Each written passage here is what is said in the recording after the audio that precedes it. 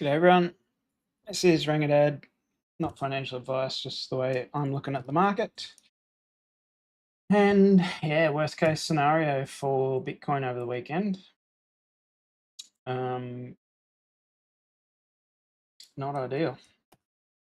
Fell straight through the 50 EMA that it was looking like potentially holding support off on my Saturday. I think that was Friday evening, US. And yeah, just kept dropping. We did have a little bit of a bounce around between sort of the 99 and 101 level, but it was just a retest of that daily 50 and then just fell straight away.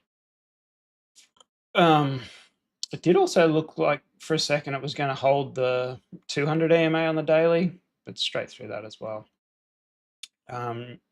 Interestingly, did come straight into this point of control. Found some pretty good support here, which is also that there's actually two downward channels here. There's a downward channel in here that we've been looking at on the shorter time frames, and obviously this larger one from earlier that we've had on for a while. Obviously this area sort of came back in to be a fairly critical area. It's just whether or not whatever bounce we get here is temporary or not. So you got to look at this similar to what happened over here. And we haven't even got a vector candle in here yet, which is a little bit concerning. There are plenty on the shorter time frames, but not on the daily. In terms of weekend volume, though, it's relatively high for a Sunday. The big concern here is BBWP's just started expanding, and momentum is clearly to the downside and breaking that previous trend line. So that all that bullish divergence and stuff that we had on a lot of the alts is gone. Now it's basically a matter of waiting until we get confirmation of a turnaround.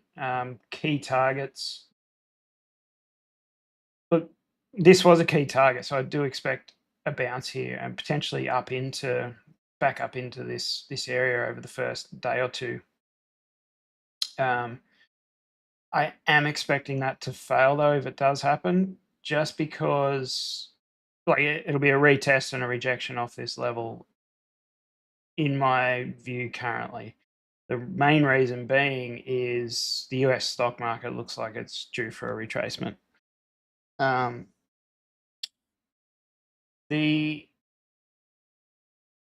really interesting thing is the gap that's going to form on CME. So at current price, you're looking at basically a gap down to this level.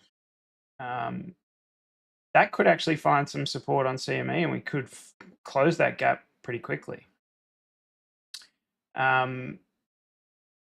Big concern is CME joins in on the party and we actually fall through those levels. If that happens, sort of that 90K region will be an interesting one. Interestingly, CME didn't actually have that dip all the way back down to whatever Bitcoin did on the regular market. Oh no, it did there. I think it missed part of this. Anyway.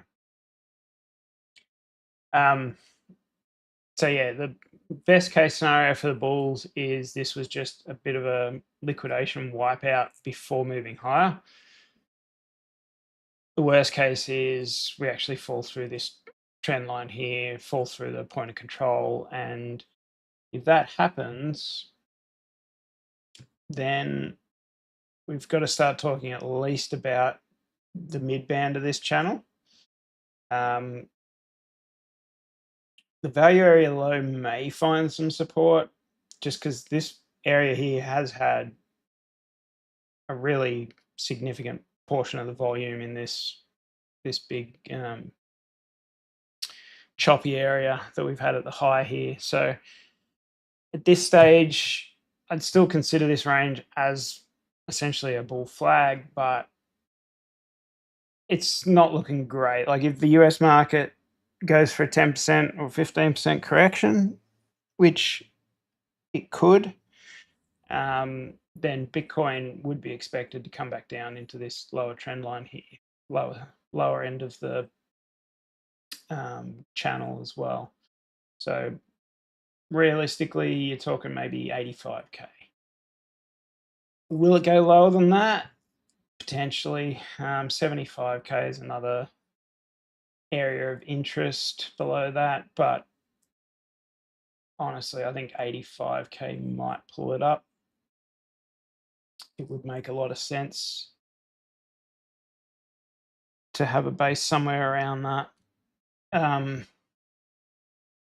But that's sort of worst case scenario from here. For the bulls, that is. The bears are going to love it if that happens. Looking at shorter time frames, though, looks like we got a decent bounce here. Cumulative volume delta is starting to tick up again off a pretty low base. Momentum's finally starting to turn around as well, but this has happened along the way here. And the reason I give that warning, like that was a pretty good level for a turnaround, 96.5. We talked about that level last week, but to come down here and not test the bottom of this channel, it doesn't have to. It's not the strongest channel. It does come back up into here, but yeah, I mean, we did get a good bounce off the midline there. It just couldn't hold it. So be careful of rejections of the mid band as well. I guess 98.5, which 98.5 was a pretty critical level. There was a lot of liquidations at that point as well, which we'll have a look at in a second.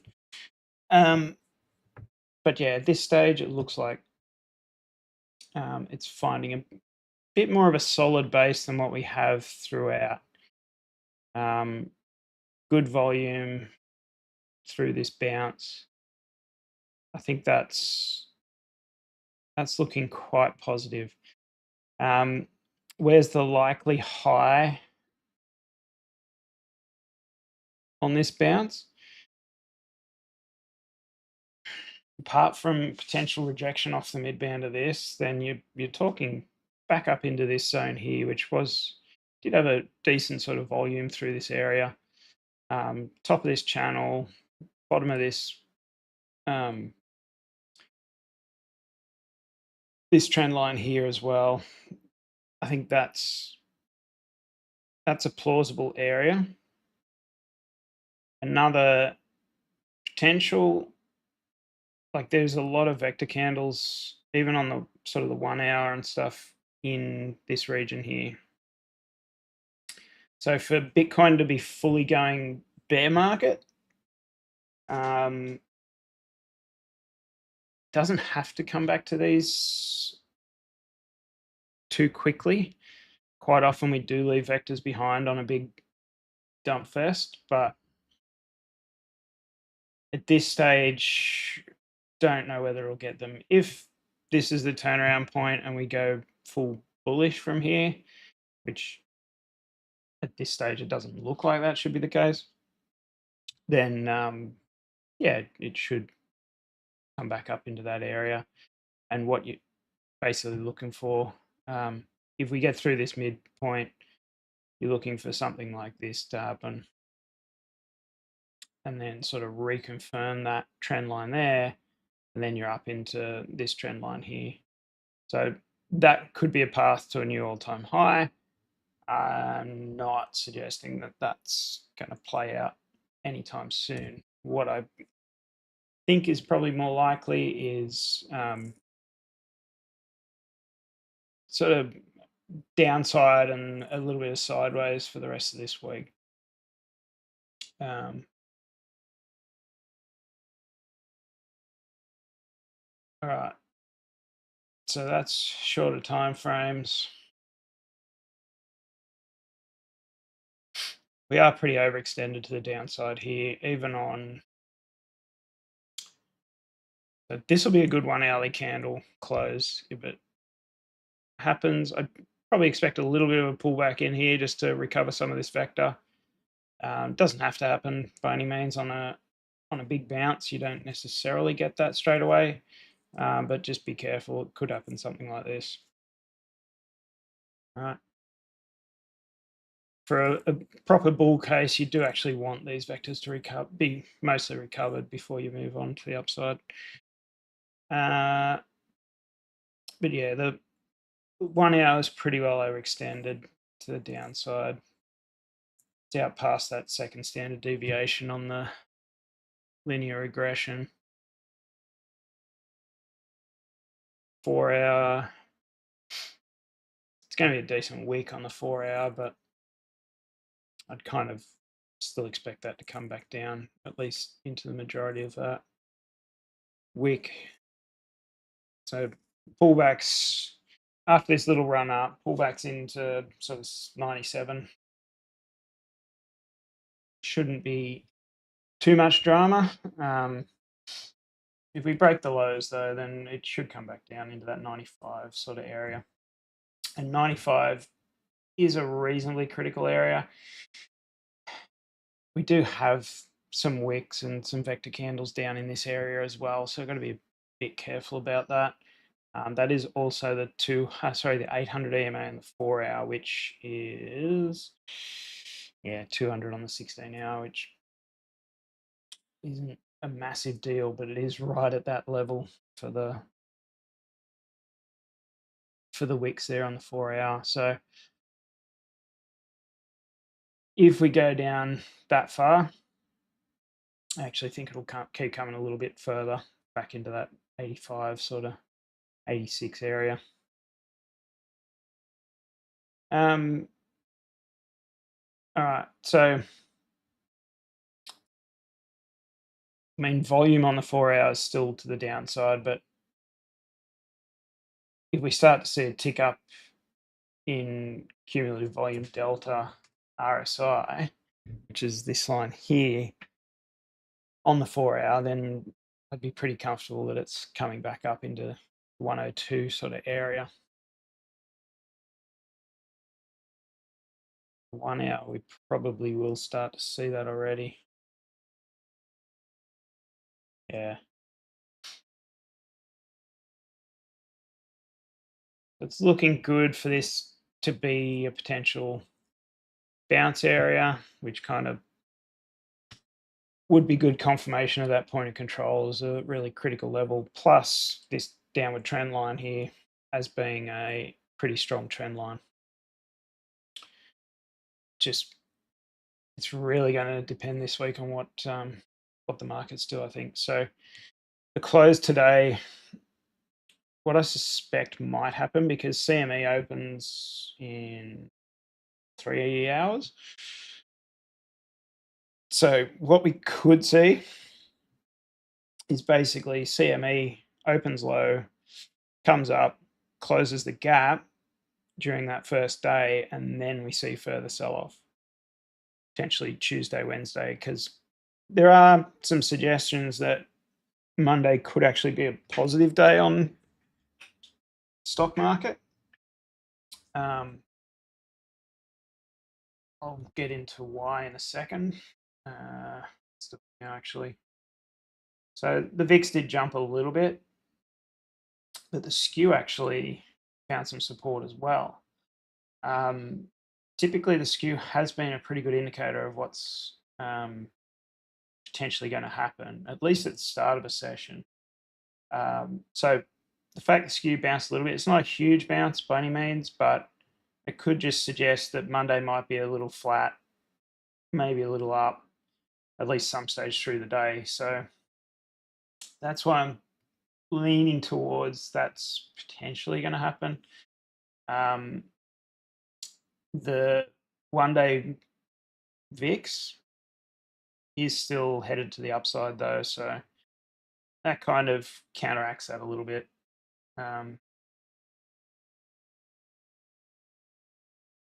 The other thing was the bonds. So XLY, XLP was actually still technically trending to the upside. This is kind of one of the things that pointed out though. It looks like confirmation of this downward trend line break at the moment on XLP versus SPY.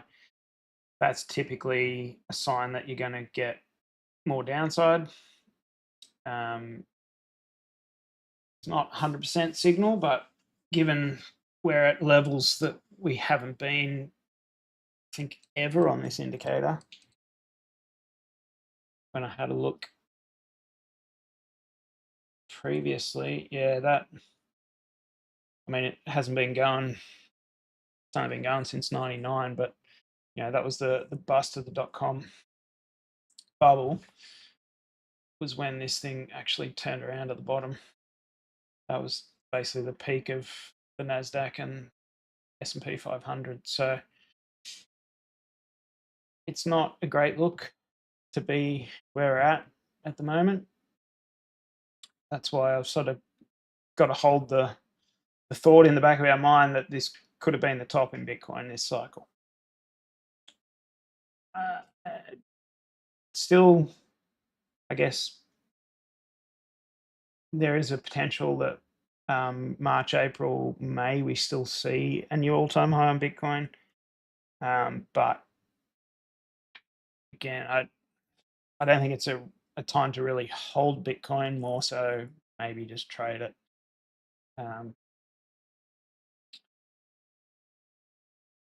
So equal weight, it did come down a little bit. We haven't broken the equal weight trend line either, so that's probably a more critical one for us to break, in my opinion. Just have to keep an eye on that. Yeah, consumer staples are still pulling back a little, which suggests that people aren't necessarily moving holus bolus into safety yet. But again, that's sort of testing this breakout of this W formation here. So that could actually find a base in the next day or two and move to the upside, which wouldn't be great. Stock market. Consumer discretionary looks like it's topping as well. So look, I could be wrong about the Monday being positive. The only other reasoning for that is basically that the market just does what people don't expect. And pretty well everyone is expecting the top here. So KR is still struggling. We covered most of these the other day, but yeah, I think the other thing is there are quite a few vectors left at the tops here. So not necessarily there on the NASDAQ, but if we have a look at the shorter time frames, there is lit up like a Christmas tree up there. So that's the other reasoning was, I think the last 15 minutes was green, and momentum's coming off a pretty low base. So we could see a bounce at the start of the session on NASDAQ, potentially just in the pre-market though. But if it's going to go up, you would expect it to come back up in here and at least test around the potentially 21,890 sort of area. Especially coming off like really high volatility as well in the 15-minute. So you potentially, normally coming off that sort of volatility with this sort of momentum setup, you'd at least come back into the 200 EMA. but I suspect that the NAS would go more into this vector candle recovery. Have a quick look at the SPY as well. The SPY is a different story. That's a really negative close on the SPY. Interesting. Whereas S&P 500, the SPX, actually had a positive close. SPY after, yeah, okay. So after hours SPY, that was a big sell-off after hours. It's got some vector candles here that could be the target. It's got quite a few in that area. Big wick down here at 589 though as well.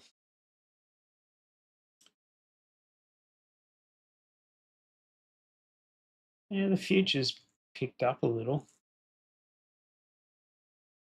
It could have just been a big fund manager or something like that dropping their position right at the end. But that's, yeah, it's pretty massive sell-off after hours. So yeah, it's a bit of a mixed bag. Oh, IWM after hours got hammered. That's an interesting one too. Why did the NAS didn't get that? The Qs did though.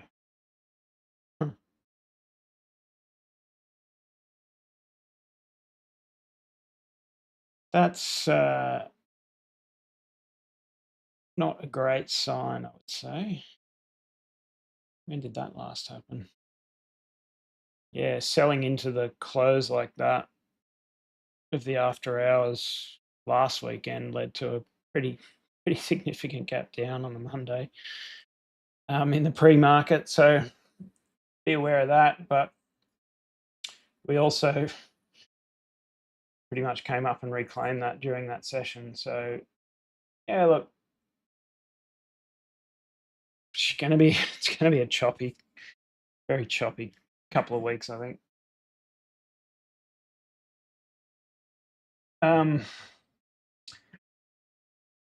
Yeah, the close is typically the key, and the close doesn't look great. So I'll rescind that potential upside at the start. Could happen, but I'm not prepared to actually make that call at the moment because a lot of those closes look pretty nasty. There's a positive for you. Copper's actually went up on the close. Big wick to the upside there, though, on the 15-minute. Big red vector, too. Just go back to the daily. Yeah. Copper looks like it may want to come back down to this support, but for the time being, this looks like it's actually going to trend up. Look, if copper breaks this trend line, then I'd actually expect the market to go up, but it hasn't been the best indicator for that lately. So just be a bit careful with that. Gold looks like it rejected the mid band of that channel. Apparently I didn't draw it quite good enough, but gold's, if the market does keep pulling back, then I would expect gold to keep going. Silver's recovered that vector. US oil looks like it's finding a bit of support off the 200 and this trend line, so it's probably going to get some resistance. I'd probably, at this stage, I'd kind of expect oil to come into that and then move down back into this point of control, but it's not a bad level if it wants to find some support and head back up. And just disregard this trend line, which only really has a few daily hits on it. And the Dixie actually closed above the 108 level, so Dixie's probably going to go up to 109 at least, I would say. But yeah, 110, retest this trend line again, because we haven't retested that yet. That's certainly a possibility. If that happens this week, then that's going to bring the market down. So another kind of bearish sign there. And global liquidity. So China's finally going to be coming back this week after their Chinese New Year break, I think it is. So Thursday my time, Wednesday US time. That's going to be when we get the first true read of what global liquidity is actually doing. And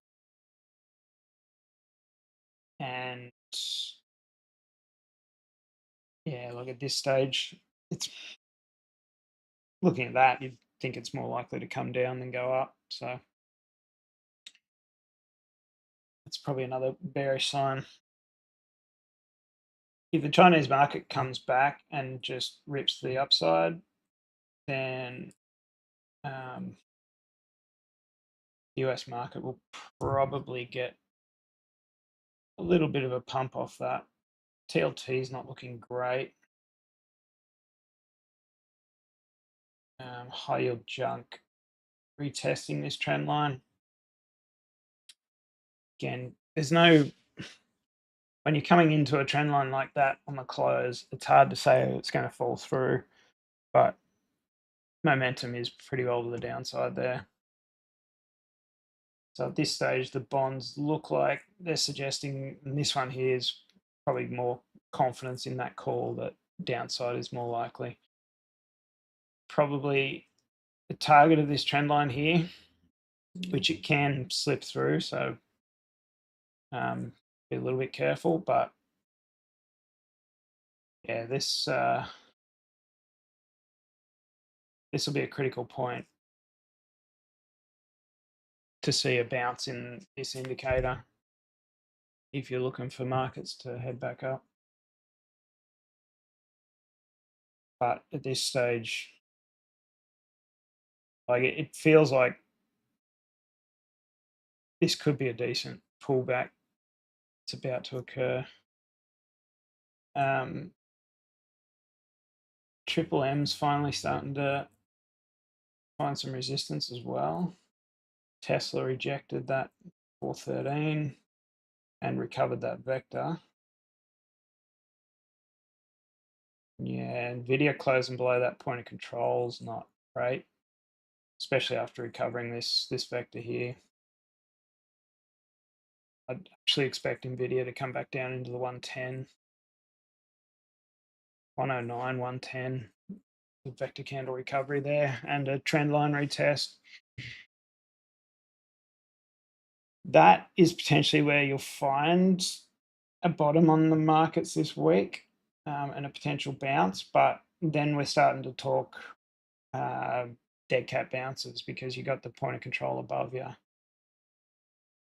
So Nvidia, for the rest of the market to have a strong couple of months, I would suggest that Nvidia's got to find some support over this next week or two. Actually, probably 2 weeks. Just before earnings, it needs to find some support. If it does that, and that would be a great area for it to do it, around 108, 109. And then earnings comes out and they, basically everyone loves it.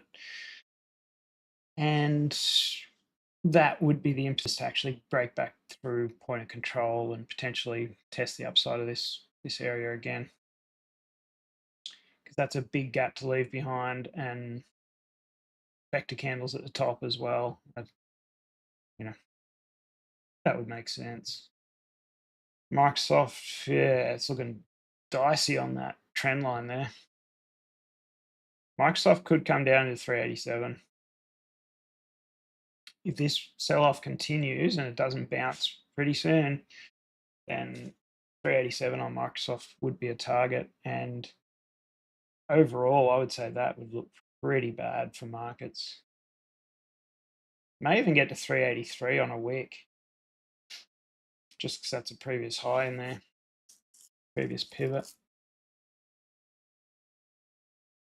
Just going to mark off that level actually. I'm going to mark it as a box though, because there's actually a vector candle in there as well. I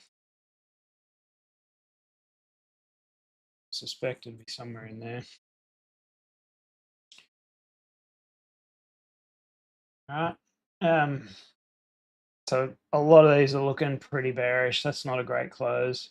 I mean, it's a trend line. It's a region, not a hard and fast sort of line. But two closes pretty low there on Microsoft. Doesn't look great. Yeah, Apple will probably follow that. It might get some support around 229, but Meta's a bit of a darling, but momentum has switched to the downside here, so off a pretty high. If Meta can hold this upper trend line and bounce off that, that would be another good signal that the market is turning around. So keep an eye on that. But yeah, at this stage, this week looks like it's probably going to be quite red. TSM, yeah, they're all. Stellantis is rejecting that trend line again. I think we're breaking below these levels too, like car market.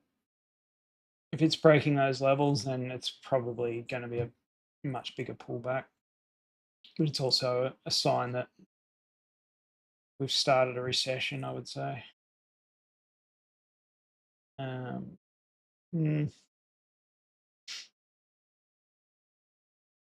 Yeah, Ford's not looking great either. ASX 200, big pullback.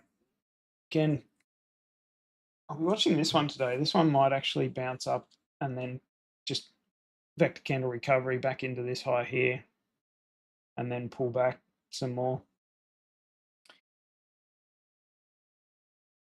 Yeah, it's a pretty nasty rejection though. Last time we had something like that, it sold off for 3 days really significantly. After that move, the bottom was 5%. So yeah, I'm expecting something pretty similar to that, I would say.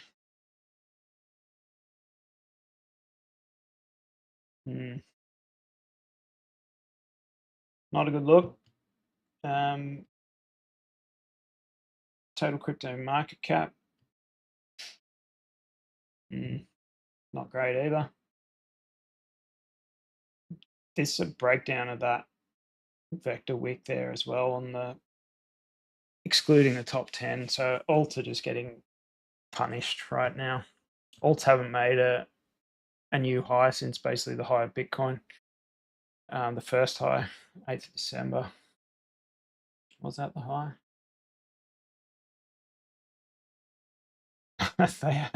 they didn't even make a new high at the 17th of December. So this basically, this little high here was the altcoin high. What I would consider the altcoin high anyway. DeFi's, I mean, good area for a bounce, but it's looking pretty sick as well. Yeah, it's surprising. Just alts are getting punished. I'm not going back into alts from a spot position, as I've mentioned before. It's just going to be trading them, and even then, it's going to be freaking risky. Your risk getting wiped out with quick moves. Excluding BTC, looks a little healthier, but again, it hasn't made that 8th of December was the high on pretty well everything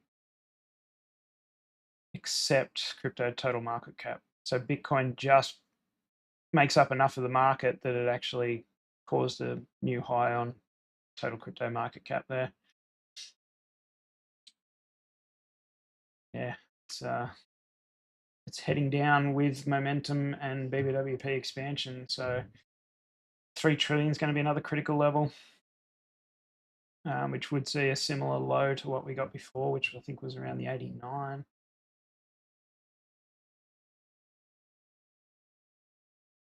Yeah, 89, 100, which I'd expect it to go a little bit lower than that if we're going to hit that level. As I said, 85's probably a target at that point. Ethereum spanked, could not get through that point of control, just couldn't do it. And breaking below key trend lines, Ethereum looks dead. It's, I mean, that's a good spot for a bounce, but if Bitcoin does continue the downside, which at the moment, after a potential bounce looks likely, I'd expect Ethereum to come right back into 2400. Maybe 2730 would provide some support. That's your best case scenario on Ethereum, I think. Mainly because there's a horizontal resistance line here. So that's probably going to be support, and there is another trend line. Let's just draw it from there. Oh, no, that's a lot lower. Don't think that's going to be the case. Could be though. That would actually align with the bottom of this vector candle pretty well. We'd have to see basically a waterfall event like that happen on Ethereum, which some would say this is actually a break of the neckline on a head and shoulders type pattern as well. Where's the fucking brush? So you could look at this as just a big head and shoulders, which if that plays out, we'll do it from there. That would bring us back down to 2350. If that plays out. But there's going to have to be some big interest in Ethereum for that to actually hold support somewhere in this area, I would say. Like, we could close back above this trend line and then bounce and happy days, but like we did here, that would not be unheard of. But if we don't, then Ethereum looks set for more downside. ETH BTC longs, I don't think those guys are going to be too happy again. It's basically people that are longing this chart, and they've been longing it for since 13th of Jan.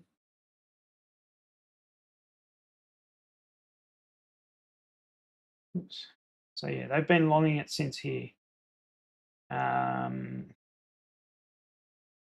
Yeah, it's not a chart that I'd be longing at that point. But these guys, they got wiped out here too. They were longing ETH versus BTC for ages, and they got wiped out. They were not in profit. The majority of them were not in profit when they closed all these longs.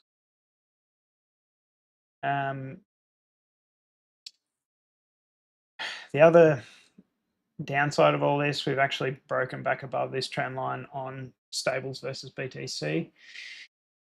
So, and momentum's the upside, BBWP's the upside. That doesn't look great. We are likely to see at least one more leg down, but potentially a couple to get back up into this area here. So that's overall bearish for Bitcoin. BTC USD longs. So it is starting to pick up again. So there is some people buying into this dip, which is handy, but not enough of them at the moment. A lot of shorts in the market too. So that's a good argument for a bounce, at least, dead cat bounce. Quick look at Sol. Yeah, you'd have to expect Sol to probably come into 169. If it doesn't find support here, which it certainly could. Don't know what that was from. That was an old high. It was an old vector candle high. So not a bad level for Sol, but I kind of expect it to come back into this older point of control,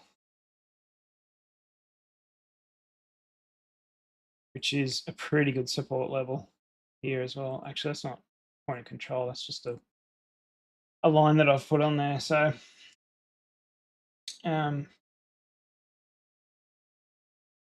yeah, Sol looks set for a bit more downside as well.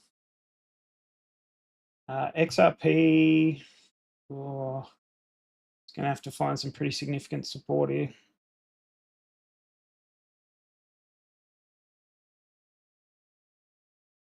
Momentum's not in its favor though. This will potentially turn into a red vector as well, like not just a stopping volume candle. It is the 200 EMA, which might provide some support, but you'd kind of expect it to at least come back in here and over the next few days and test the top of this channel. I'll just extend that out.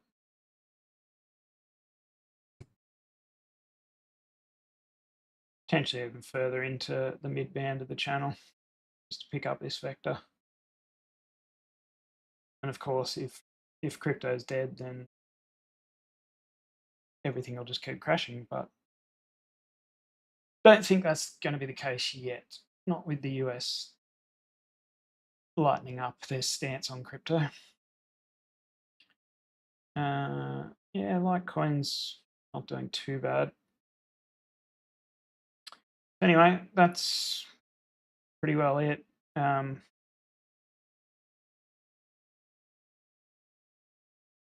looking at, well, it hasn't even pulled back into this vector candle yet. On the 1 hour, that is.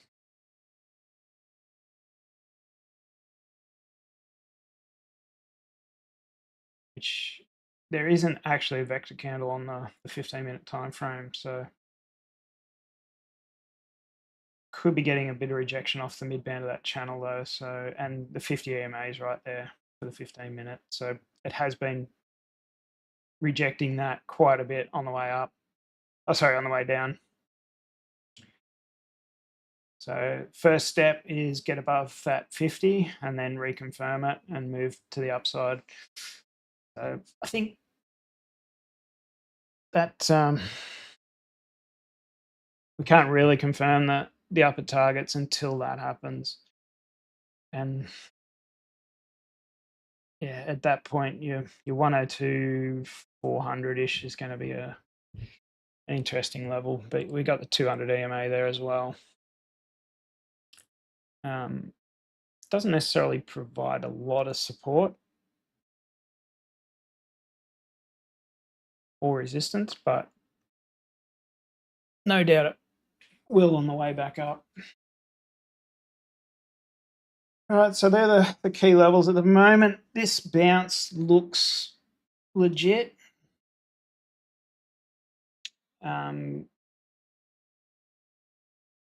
Yeah, just watch for breaks of key moving averages, and in the next 4 hours, I wouldn't expect it to get much above 100K,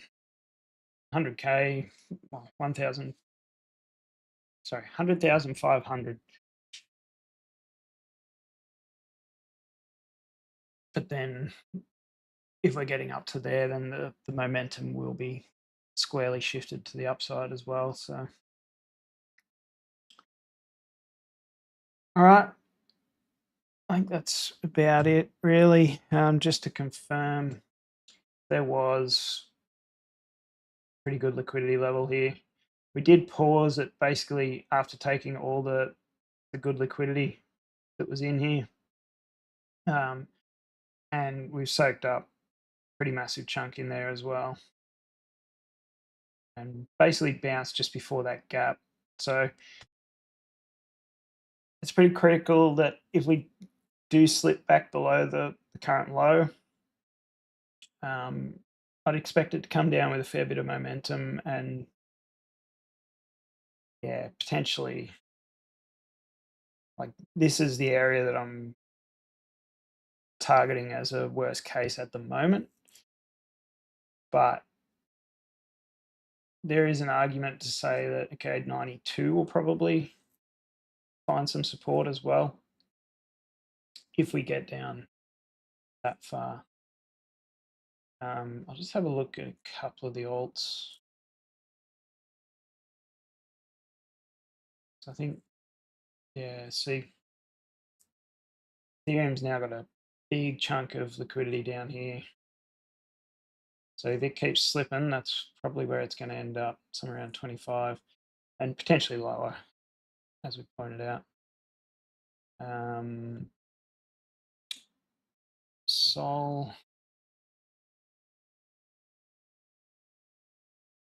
Sol's soaked up a lot of it as well. There is a fair chunk down here at 180. It just depends whether it wants to attack this liquidity down in here around the 169. So 169 might not even support that. It might actually come down, sweep 165. Again, these are worst case scenarios. I'm just looking for potential support areas. XRP doesn't look like it's done yet. So that's another sign that we may actually drop a little bit further. I'm surprised XRP didn't come into that area. $2.25 is a potential target on that as well. Let's have a look at Sui. Sui had a lot around the $3.60 mark. Yeah.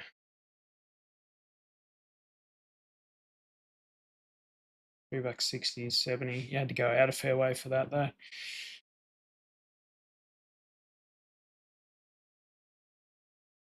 Come on. Yeah, I mean, if everything keeps slipping, Sui down to probably $2.65-ish.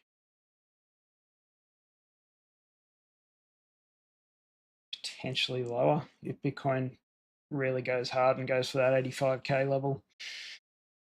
And Sui's probably coming back into the bit over $2 level, I would think.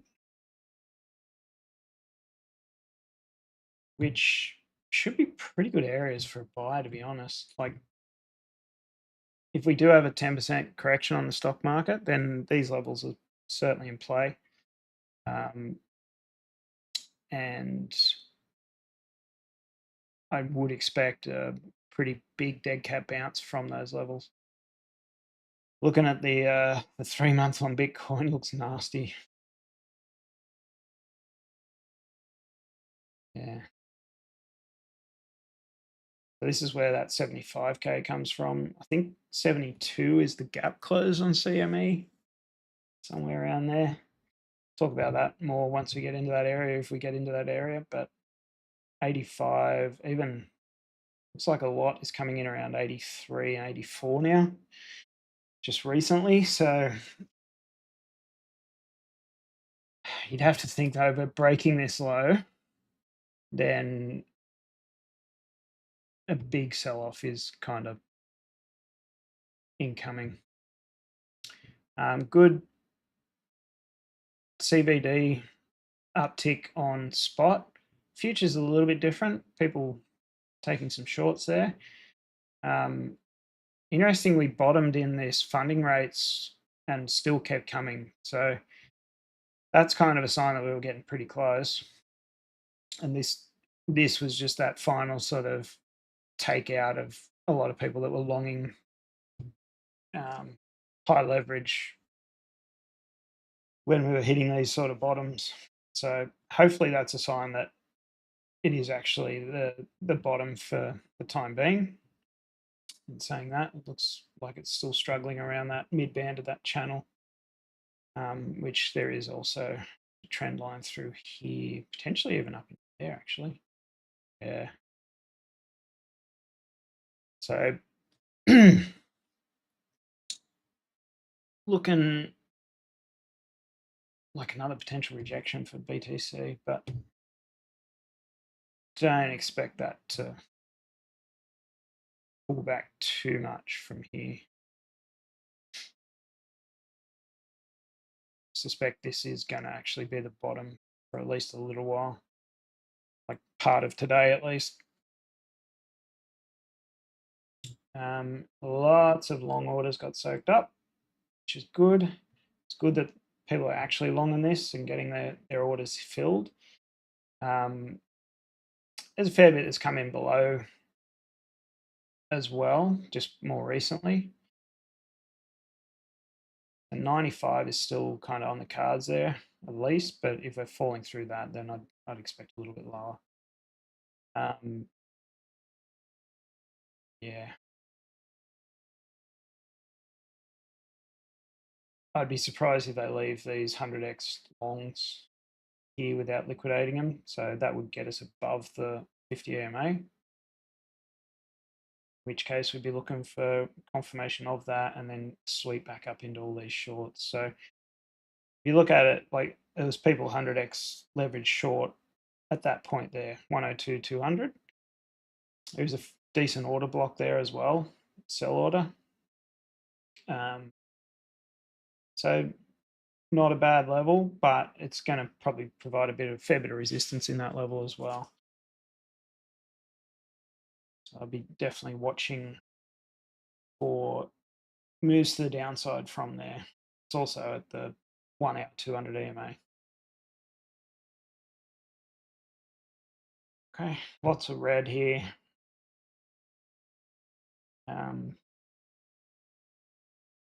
We've actually had 2 drives of lows on the funding rates since that one there, which was around that 99k. So that was a pretty significant level, but didn't hold it.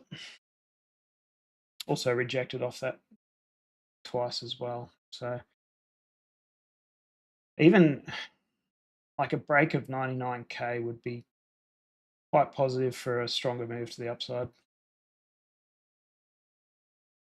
Sentiment was back down to lows as well. That's another bearish sign for markets. So yeah, it's looking like downside. Turns out this was probably distribution. Be interesting to see where this gaps down to and what sort of interest, what sort of orders we get through the Monday session on IBIT. But there has been a lot of distribution at the top here. If we go out to the 30 days, like top 20 largest trades of all time sort of stuff, it's nothing to sneeze at. That one there, you could have been mistaken for thinking that was a buy, but just like this one here. But they don't mind buying at the highs, these guys. It's just, this doesn't look like it. This looks like distribution. Now it's kind of confirmed. In which case, with this massive trade, you kind of, to find a bottom, you want to see these guys coming back in a big way. All right, I think that's it. I'll catch you later.